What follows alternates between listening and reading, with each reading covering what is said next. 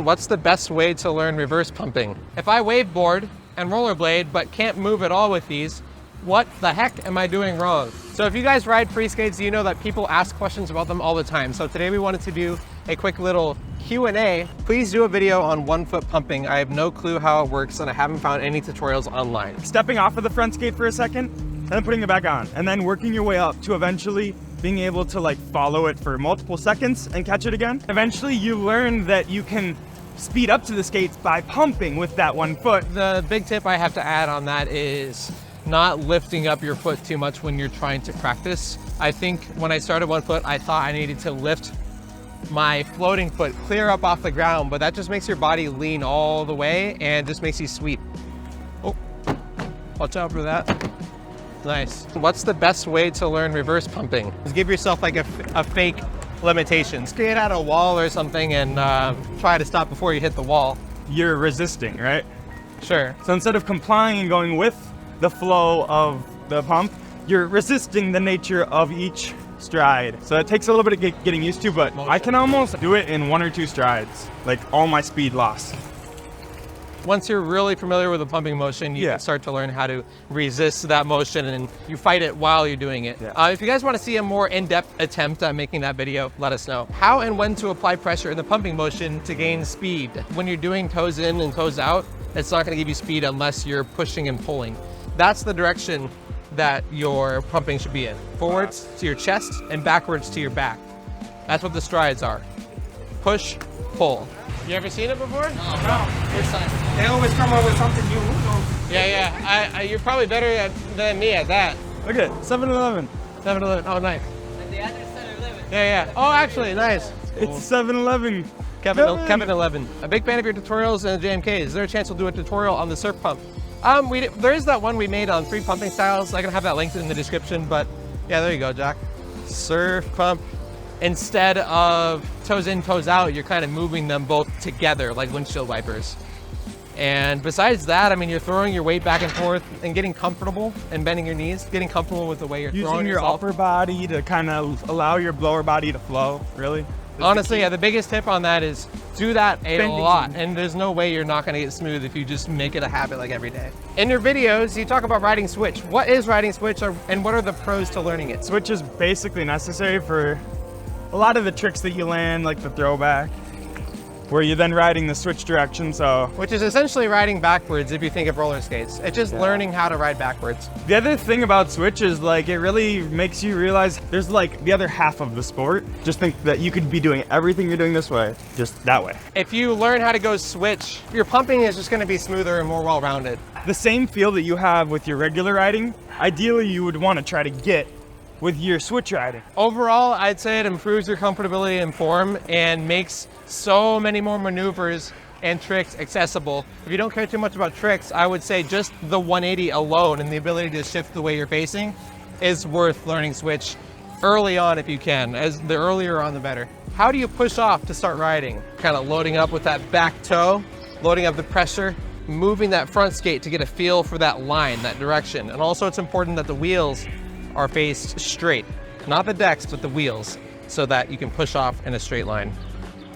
Roll, and as you move forward, push through that back toe. And that's an art in itself. Takes a while, but you'll get there.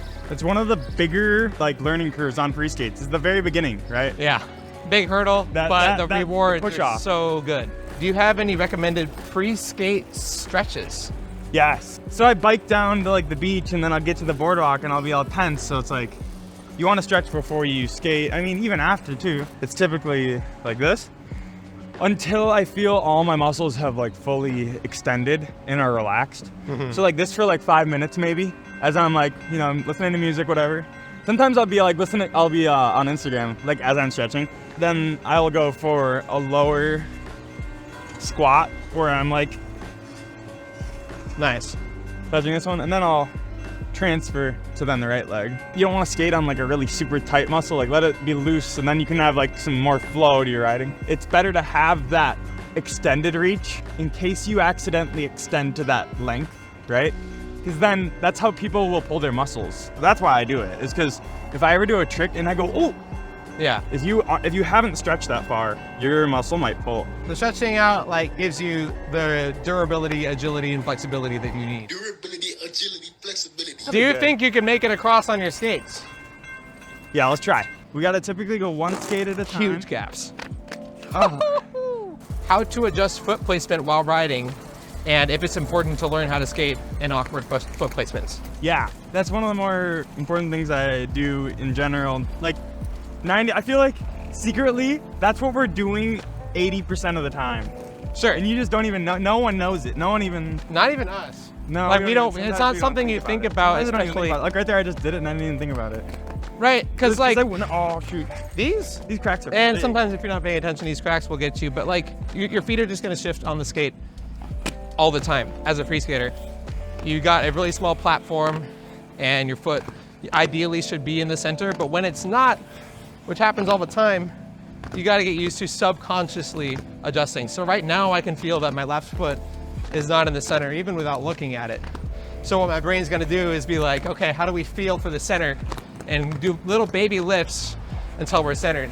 Right now, I'm obviously thinking about it, explaining it to you guys, but I swear, I never consciously go, Did you okay, wait, already- let me. Well, if you are consciously doing it, or if I ever do consciously do it, I'll put most of my weight on the other foot, right? And then I'll just place it till I get it right. And then the more Yeah. you do it, the more comfortable you get, and less you look, right? When you start out shifting your foot like that, it's gonna feel like you're going on one foot. It's gonna feel like you're losing your balance. It was hard for me at the start. Oh wait. Bumps and cars and obstacles, woo! If I waveboard and rollerblade but can't move at all with these, what the heck am I doing wrong? Something just feels constrained with the motion with two wheels per skate. If you're familiar with inline, you have all of the mechanics down, you just need to implement it. Make sure you have a good grip, like you're using skate shoes, so that you can actually maneuver the deck and the skate correctly, as well as put yourself on a hill and make sure you have speed going, because it's hard as a beginner to shift the skates and you will feel constrained. Yeah. If you're going like 0.05 miles an hour. Once you start moving, kind of like on a bike or a car or something, those wheels are gonna turn much more easily and glide on the pavement. If you are going no speed at all, they might even shift or slip on the pavement. So more speed, I think, might be useful for you. No, hopefully that helps. How do you recommend I build up the strength for long distance? Riding them feels like the equivalent of holding a plank the whole time, even when I'm not pumping. So I can't just coast and rest my legs.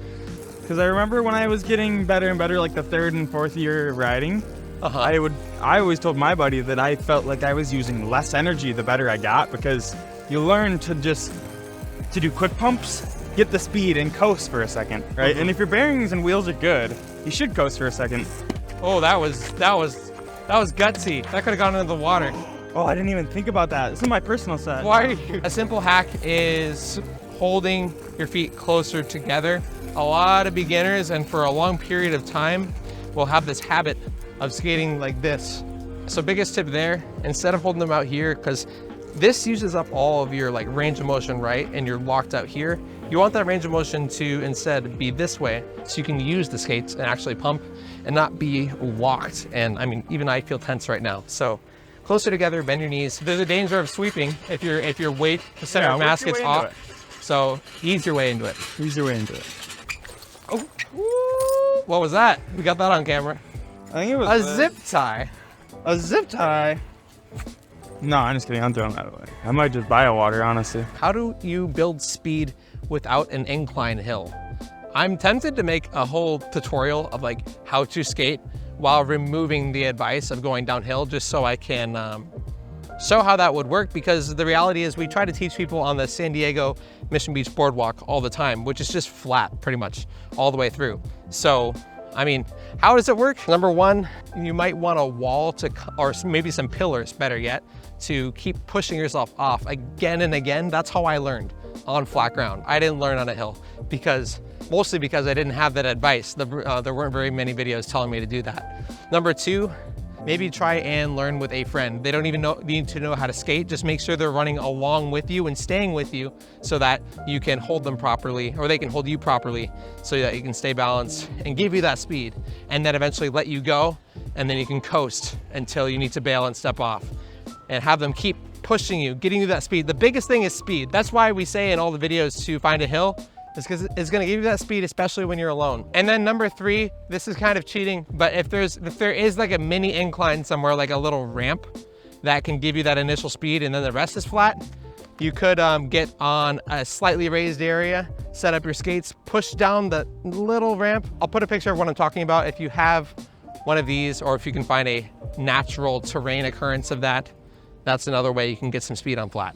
But the general gist of it all is get speed, just like on a bike, you'll want it. So that was just learning, but how do you get speed kind of applies to everybody, beginners or not. So the answer to how do you get speed is gonna be pumping, whichever pumping style you prefer. I mean, we're on flat right now. I mean, it might be slightly going down, but no matter the what way I'm gonna build style, speed on flat is this pumping motion, and the speed is really efficient once you get that down. You don't even have to take your feet off the skates. You're not pushing off the ground. You're just continually adding more and more speed. This whole thing is flat right now, and we are coasting, so hope that helps. How do you deal with arch pain? You step off of the skates for like 5 minutes. Yeah, that's highly effective, but simple tip. If you don't want to step off the skates, you can 1 foot. It's actually one of the reasons why I 1 foot sometimes. Okay, yeah. I'm not even kidding. You'll feel the blood flow surge back into your foot. I'm not even kidding. That's true. Okay, yeah. Especially if you have flat wheels. Otherwise, So then same thing it with might be the hard with the back foot. You just, you ride with it. You walk the dog for a second, let that blood flow get back into your foot, and then ride back again. That's not your typical method of doing it, yeah. but that is an option. So yeah, there's a spectrum. There's completely getting off, there's getting halfway off by 1 footing, and then there's doing so while you're still riding on both by shifting, like we were talking about earlier, into different spots. So you're not putting the wear all the way in the center of your arch all the time. I do that. The more you ride, the less breaks you take, right? That's sure. But I mean, nobody's perfect. Maddie Tice, after skating all day, might prefer to step off for a minute and then keep going. No, yeah. I bought a new pair. Do you have any suggestions on how to clean them? So the things you'll want to clean the most are your bearings. Everything else, like your truck might get dirt on it. I mean, that's all cosmetic. I would say the smart way to do it is to follow our bearing cleaning tutorial. We use acetone and Bones speed cream lube to revive them. And I can link that tutorial down below. How do you clean your Freeskates if there is something stuck on the bottom and you can't get it off? I mean, I've rolled over some poo at points, and that's been kind of gnarly because it spins up and gets shot inside of the truck and rattles around in the cage. You need to hose your skates down. Yeah, take the wheels out, hose them down. What's the question again? How do you? That's stuff so about nasty. something on the bottom. The reason why these skates are so cool is you can avoid everything. Why are you running over? Hose them down. Like, I don't know what's getting it stuck on the bottom of their skate. I wonder. Run over poo. Yeah, honestly, like soap and water, like I don't know what's getting stuck on it, but maybe you can leave another comment on this video and let us know what that is. Do I need to change the grip tape? Honestly, not super often. We'll cover this later in this video, but edge guards have meant I don't change my grip tape nearly as often. Yeah, I would say the thing that wears down my grip the most is when I miss a trick and it grinds on pavement, and that doesn't happen. It's like a lip on a phone, like a phone case. Nothing really hits the actual skate, the actual grip tape that often anymore. I mean, if you find that you're losing traction on your feet and you once had that traction and you wish you had it back, it's time to change grip when your feet are slipping all over the place because it can't smooth all the way down. Is there a way to modify Freeskates so that they don't get wet? It usually rains where I live. I don't know if there's any way that I would recommend getting used to skating in wet conditions. Our bearings are nice, but them being metal, they do rust. With JMK is the way they come. I don't think I could recommend any situation where you are skating in the rain. In a pinch, you can try and take them out and clean them to try and save them right after so that they don't rust too bad. Yeah, I don't know if I can recommend that. I mean, the recommendation is try and find dry solutions to skate.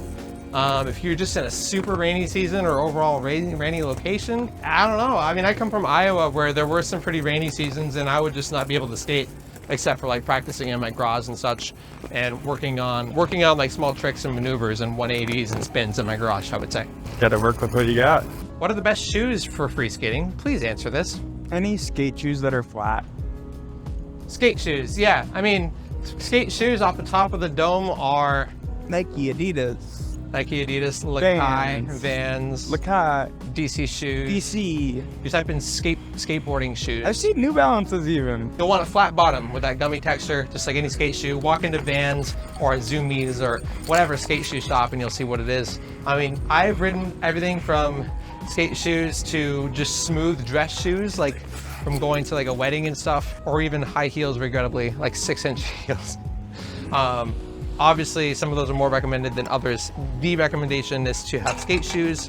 Any brand will work, but a lot of us around JMK seem to be wearing Lakais as of late. Someone said best wheels apart from JMK. I started off thinking that I was gonna try to save money. So I started off by going to a skate shop and paying like $60 for wheels, and then like $40 or $50 for bearings. Yeah. And I didn't realize that JMKs are cheaper. They have wheels specifically designed for like the shape, and sometimes if you test other wheels, they might be good, they might be bad, they might grind along the edge of the metal and slow you down. It's something that you need to kind of, you know, experiment with that. What I will say is that the two models of proprietary JMK wheels have gone through iterations of tests by Freeskaters to kind of solidify what is best for the ride. So if you're gonna go with JMKs, I see no reason to not go with the tried and true, because you're already riding the JMKs. You just gotta, at that point, you're just looking to replace wheels. Yeah, after looking at a bunch of the JMK wheels, I saw there was like 8 different core designs that they've gone through. Oh yeah, we have like a graveyard of a box in our office of like dead wheels. Have you guys played around with more footpad designs, like ones with kicks, tails, larger pads, concave designs, soft pads, etc.? Not really, aside from a larger deck plate, which is in the works. I have a pair of Freeskates, so my only question is, why on JMKs is the deck not aligned with the wheels? It's diagonal, not straight. Is it just design?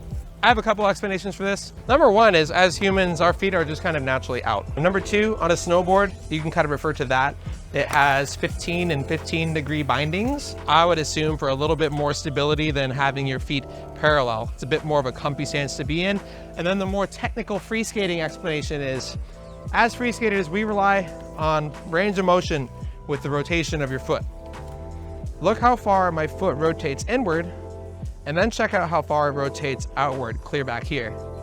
So if you find kind of the center of that arc, because it comes more out, instead of center being parallel, it's going to be slightly outward so that you have equal range in as you do out. Hope that makes sense. And then some people are weird like me and, you know, you can do this sort of thing. I don't know if that's gross, but it is what it is.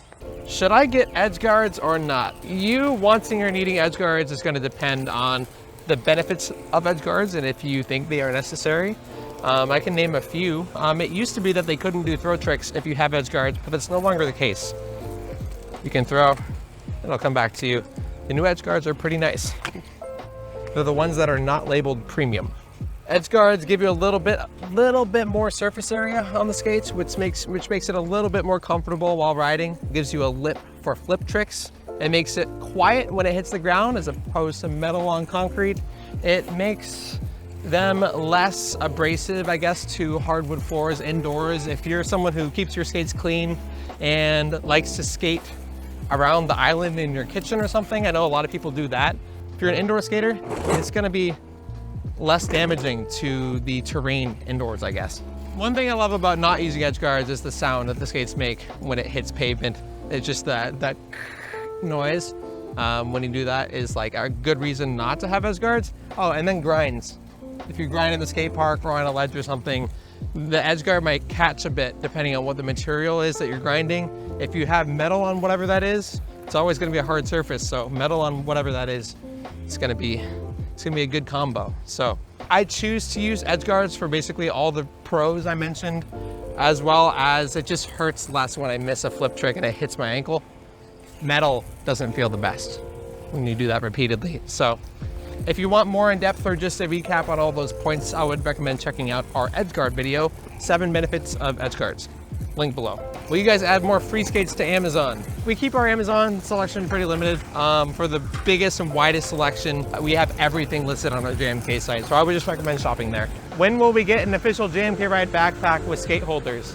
That one has been in the works for a while. Honestly, we're still making tweaks. and we'll get back to you on when that's going to be like an official thing. I want to buy your Freeskates so bad, but you're not shipping them to my country. Wow. We try to ship to every country if possible. Some countries are just really expensive to ship to, but if you email us at ussales@jmkride.com, we will let you know what the best options are and if it's even possible. We'll try our best. All right, we are in the general questions category now. We got some brick right here. I don't know if there's any questions about terrain, but this is some vibration. See if we can get over the... Oh, me? Yeah. Shoot. Oh, I haven't done this in a while. I'll go with you, but... It's that back skate. You think it's going to go over, but it doesn't. Nice. Oh! What is the first part that usually has to be replaced? It's either bearings or wheels. Probably wheels, right? Because bearings can be maintained. Once your wheel's shredded down, especially if you're Jack, like, you know, you'll want to replace that. I've gotten questions in person at our meetups. When is it time to replace my wheels? Because I've seen people with worn wheels in the span of a couple months with JMKs. And then I've also seen people with JMKs, like our buddy Brian a couple weeks ago. He's skating and commuting the same wheels for 3 years. And they aren't even worn down yet. At least not to what I would consider worn down. And it must be something with the terrain that he's on or his style of pumping. I know me, I like to dig in a lot, and so does Jack, but this guy, he has whatever like efficiency is as far as like not wearing down your wheels, he has it unlocked.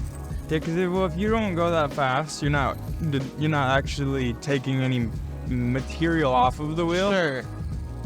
Yeah. And if you're just kind of close to like this all the time. You're transporting, right? You're actually transporting what's on top with the wheels, not actually gonna wear the wheel. I mean, it's about how you ride, yeah. I'll have to say, know that the wheels are probably the first thing that wears out. Unless you're skating through a lot of water, those bearings are gonna rust and lock up if you just make that a habit. So, have any of you considered visiting Melbourne, Australia? I would love to go to Australia to skate with the community out there. I don't know that I've considered going to that area in particular, but yeah, Australia I would love to go, especially if there's like an event or competition. Maybe we could throw one.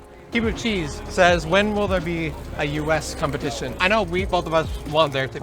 The honest answer is once we get enough people riding that are good enough to compete. Or we'll probably start small. We have events each week on Thursdays, as many of you know, but competitions are probably the next step, at least on a very small scale. So gonna try and figure that out. If people have ideas in the comments or just want to chime in on the thought of events, start that conversation in the comments. The Freeskate Kid says, do you have a favorite skate park? Linda Vista is one of our home parks here in San Diego, so I would just say Linda Vista is the best all-around one.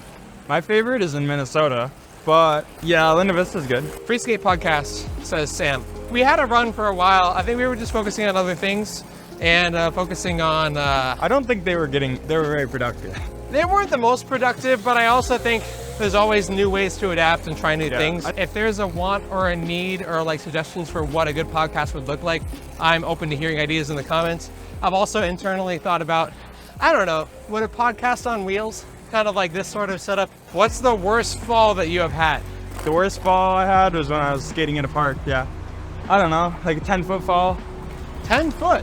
Yeah. Or like 5-foot fall maybe, sideways. But, okay.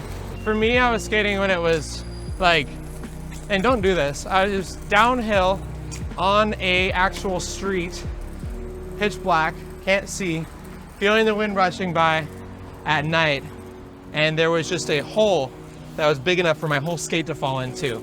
Obviously, you're not gonna ride over that, right? So, let's go. The result was me immediately coming off my skates and my whole body all at once. Like, you know when you like hit a certain part of your body? It wasn't even that. It was my entire body slammed the pavement at once, which kind of puts you in a little bit of a, not paralyzed, but like I couldn't move on the ground for a while. Like that was probably by far the worst fall I've had, and it was from doing something really stupid, skating a semi-familiar but also like not at all lit path at really high speeds downhill. Recipe for disaster. So be smart on the skates. They're called Freeskates. You ever seen them before? They're super fun. Like, they're tiny, as you can see, and we're kind of just cruising around filming some little shots. That's cool. I would get on it, but I ain't got no knee pads. Okay, we can hold you, but otherwise, have a good day. Yeah. We almost always get one person asking while we're rolling. Freeskate Goats tier list. Top 3, like Isamu, Maddie, and June. The complicated thing is, it's like what you're basing it off of and what your priorities This are. is my favorite. Yeah, I definitely have some of my favorite skaters. Somewhere. I'll put them in categories. Besides the OG Matty Tice, because that's like an obvious top answer, I would say Tsukasa. Tsukasa is a really good all-around skater. And his ramp level really puts him high up because nobody can ride the ramp like he can. As far as like sheer street abilities, I'm a huge fan of Amin's style. He's a Chinese free skater on Team Survivor. He's been in the space for a very long time. And I don't know what Isamu is kind of goated because he's like the Rodney Mullen of it all. Like he does all the random little tricks that nobody would ever think of. When are y'all coming to visit Austin? I need lessons. Probably never. Never. I don't know about Austin. I'll be in Dallas later this year. Austin, I don't know. I would love to go. We'd need a good reason to come there, like as a full team. For now, if you're wanting to meet the team and free skaters, if you're planning some vacations, San Diego is never a bad idea. But also, pro tip, if you want someone in your area and you haven't yet checked out the Free Skater Finder, we can link that below. A question from Weijin Ben. Have you ever had a dream that you had? Yes.